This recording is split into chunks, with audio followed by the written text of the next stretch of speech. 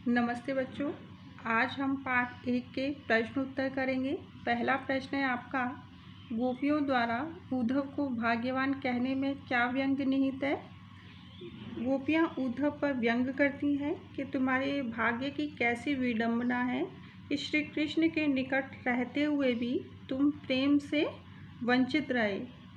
श्री कृष्ण के निकट रहकर भी उनके प्रति तुम्हें अनुराग नहीं हुआ, वो तुम जैसा भाग्यवान ही हो सकता है। इस तरह गोपियाँ उनको भाग्यवान कहकर यही व्यंग करती हैं कि तुमसे बढ़कर दुर्भाग्य और किसका हो सकता है, जो श्री कृष्ण के इतने पास रहते हुए भी उनके प्रेम से में लिप्त नहीं हुए, उनके प्रति तुम्हें अनुराग नहीं हुआ।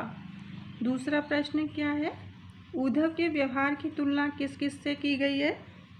उद्धव के व्यवहार की तुलना किससे की गई है। कमल के पत्ते से, पानी में जो पानी में रहता है फिर भी वह गीला नहीं होता या पानी की बूंद उस पर नहीं चढ़ती। और दूसरी तुलना किससे की गई है, तेल युक्त ऐसे घड़े से की गई है जिस पर जल में डुबोने पर भी उस पर पानी नहीं चढ़ता या पानी से नहीं भीगता। तीसरा प्रश्न है आपका, गोपियों ने किन किन उदाहरणों के माध्यम से उद्धव को उलाहने दिए। गोपियों ने कई उदाहरणों के माध्यम से उद्धव को उलाहने दिए। जैसे हम कह सकते हैं कि गोपियाँ क्या कहती हैं, हम गोपियाँ तुम्हारी तरह उस कमल के पत्ते या तेल युक्त मटकी से नहीं है जो श्री कृष्ण के पास रहकर भी उनके प्रेम से अछूती रही। दूसरा हम कह सकते हैं कि हम तुम्हारी तरह इतने निष्ठुर भी नहीं है जो उनके समीप रहते हुए प्रेम की नदी का भी स्पर्श ना कर सके।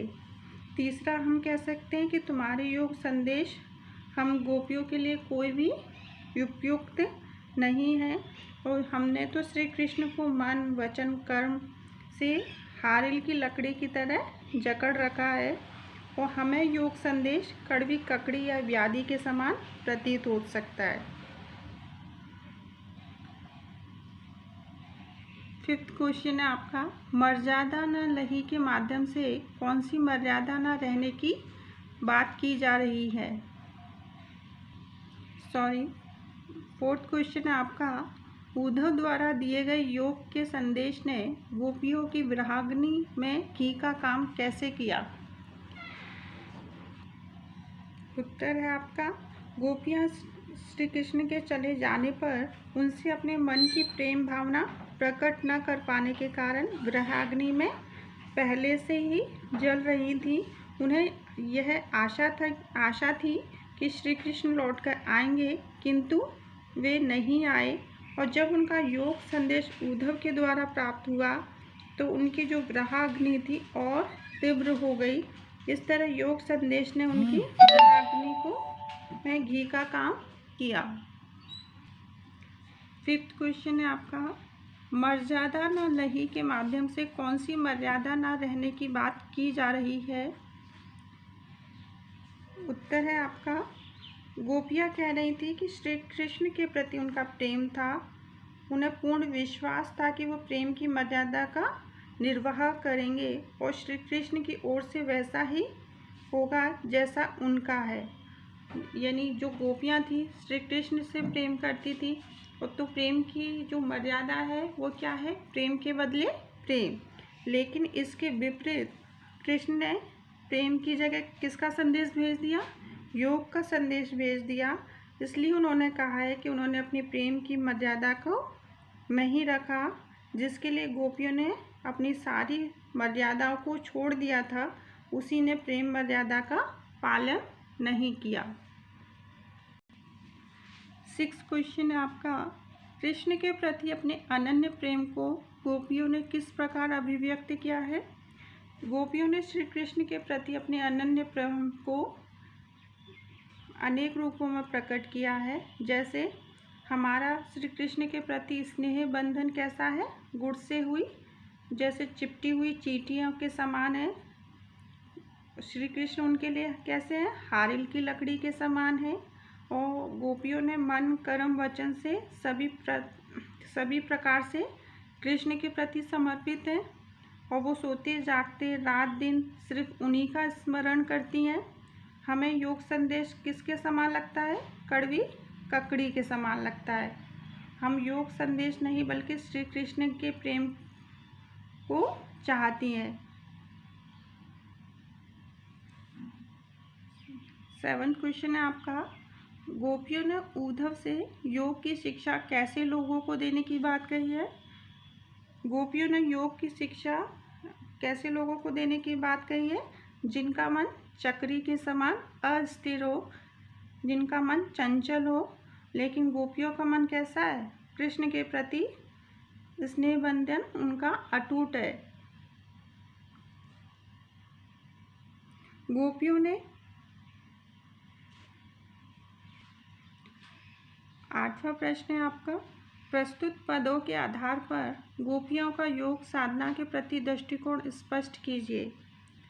प्रस्तुत पदों के आधार पर गोपियों का दृष्टिकोण स्पष्ट है कि प्रेमासक्त और स्नेह बंधन में बंधे हुए हृदय पर अन्य किसी का उपदेश का कोई भी प्रभाव नहीं पड़ता, चाहे वे उपदेश अपने प्रिय के द्वारा क्यों न दिए गए हो।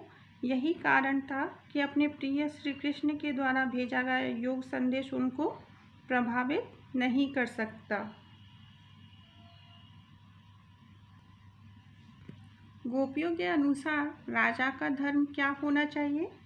गोपियाँ अपनी राजनीतिक प्रबुद्धता का परिचय देती हुई कहती हैं कि एक राजा का धर्म क्या होता है कि वह किसी भी स्थिति में अपनी प्रजा को हितों का ध्यान रखे, उनकी भलाई के लिए हमेशा कार्य करें।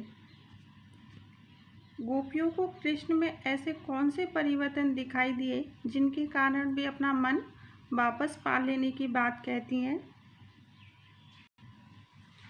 श्री कृष्ण के द्वारा योग संदेश को उद्धव से सुनकर गोपियाँ आश्चर्यचकित रह गई। उन्हें लगा कि श्री कृष्ण के मथुरा चले जाने पर उनकी सोच में परिवर्तन आ गया है।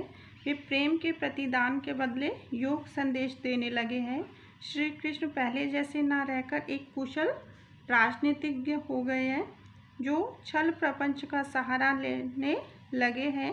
राजधर्म की उपेक्षा कर अनीति पर उतर आए हैं। इन्हीं सभी परिवर्तनों को देखकर उन्होंने अपना मन वापस पाने की बात कही है। 11 क्वेश्चन है आपका, गोपियों ने अपने वाक्चातुर्य के आधार पर यानी उद्धव को परास्त कर दिया। उनके वाक्चातुर्य की विशेषताएं लिखिए। उनकी क्या क्या विशेषताएं थी कि वो स्पष्ट थी। गोपियां अपनी बात को बिना किसी लाग लपेट के स्पष्ट कह देती थी। उद्धव के द्वारा बताए गए योग संदेश को उन्होंने बिना संकोच के कड़वी ककड़ी बता दिया। और दूसरी बात क्या थी? व्यंग्यात्मकता थी। गोपियाँ व्यंग करने में निपुण थी। उनकी भाग्यहीनता को भाग्यवान कहकर वो व्यंग करती हैं कि तुमसे बड़ा भाग्यवान कौन होगा जो श्री कृष्ण के समीप रहकर भी उनके अनुराग से वंचित रहे। और सहृदयता यानी उनकी हृदयता में उनकी बातें स्पष्ट झलकती हैं।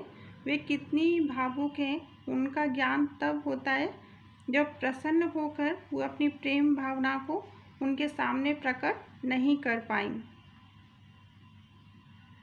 यानी कौन कौन सी बातें थी? एक तो स्पष्टता थी, दूसरी व्यंग्यात्मकता थी और तीसरी भावुकता थी। संकलित पदों को ध्यान में रखते हुए सुर के भ्रमर गीत की प्रमुख विशेषताएं बताइए। क्या क्या विशेषताएं हैं उनके भ्रमर गीत की?